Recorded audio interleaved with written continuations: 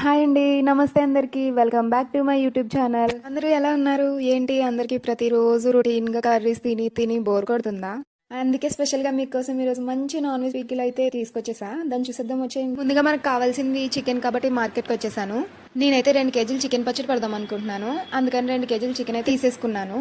Chicken పచ్చడిలోకి అయితే పుదీనా, కరివేపాకు, అల్లం కావాలి. అందుకని నేను కూరగాయల మార్కెట్‌కి అయితే వచ్చేసాను. చూసారు కదా ఇక్కడ ఎన్ని కూరగాయలు ఉన్నాయో. ఇవన్నీ మనకైతే అవసరం లేదు ప్రెసెంట్, కాబట్టి ఇవన్నీ పక్కన పెట్టేసి నాకు కావాల్సిన పుదీనా, కరివేపాకు ఇవి తీసుకుని అయితే నేను వెళ్ళిపోతున్నాను ఇక్కడ నుంచి.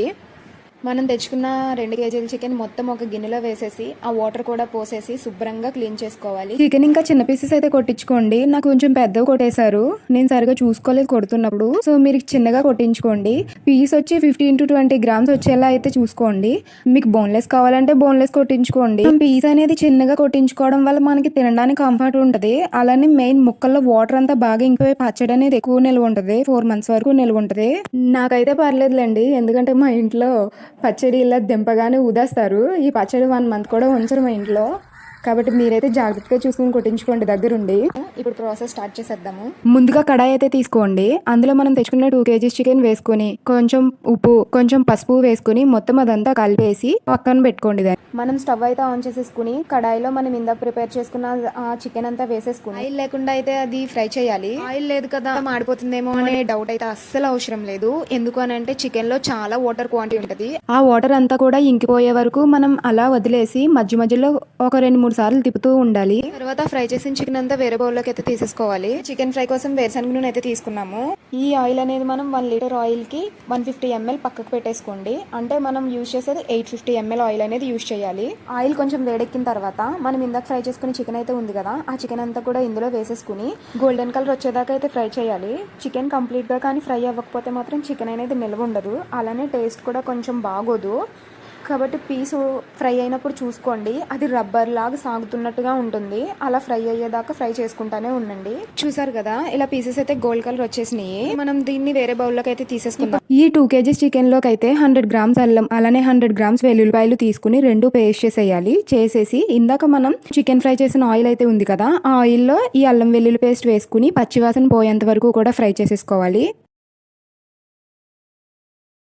కింద అడుగు పట్టేసి మాడిపోతుంది, కాబట్టి మనం గరిటతో స్లోగా తిప్పుకుంటూ ఉండాలి, ఇలా వీడియోలో చూపించిన విధంగా. తర్వాత కొంచెం కరివేపాకు అయితే తీసుకోండి. అలానే పుదీనా 1 కప్ తీసుకుంటాం. అదే ఆయిల్లో ఈ కరివేపాకు అలానే పుదీనా 2 కూడా వేసేసి బాగా ఫ్రై చేసుకుంటాము. చాలా కమ్మటి స్మెల్ అయితే వస్తుంది అది మనం ఫ్రై చేసుకున్నప్పుడు. ఆ కరివేపాకు ఫ్లేవరు, పుదీనా ఫ్లేవరు, అలానే అల్లం పేస్ట్ ఫ్లేవర్ చాలా మంచిగా అయితే వస్తుంది. మనకు అక్కడే సగం కడుపు అయితే నిండిపోతుంది. ఫైనల్గా అవన్నీ అయితే ఫ్రై అయిపోయాయి మనకి. తర్వాత మనం మసాలా అయితే ప్రిపేర్ చేసుకుందాము. జీలకర్ర, ధనియాలు వచ్చేసి 2 టేబుల్ స్పూన్లు, ఆవాలు, మెంతులు 1 టేబుల్ స్పూన్ సరిపోతుంది. యాలకులు 7 తీసుకోండి. చెక్కలు 2 ఇంచు చెక్క 1 తీసుకోండి. లవంగాలు 8. ఇవన్నీ బాగా పౌడర్ చేసేసుకోవాలి. తర్వాత కారం 150 గ్రామ్స్ తీసుకుంటే సరిపోతుంది. సాల్ట్ 100 గ్రామ్స్ తీసుకోండి.